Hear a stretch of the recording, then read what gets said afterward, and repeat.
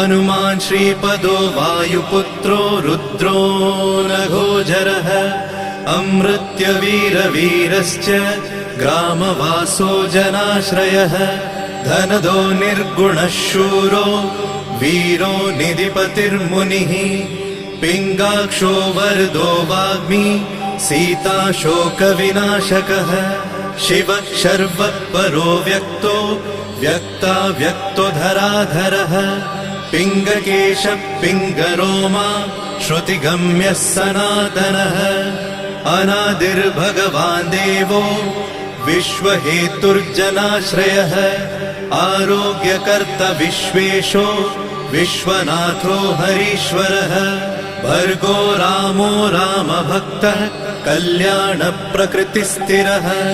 विश्वम्भरो विश्वमूर्तिर्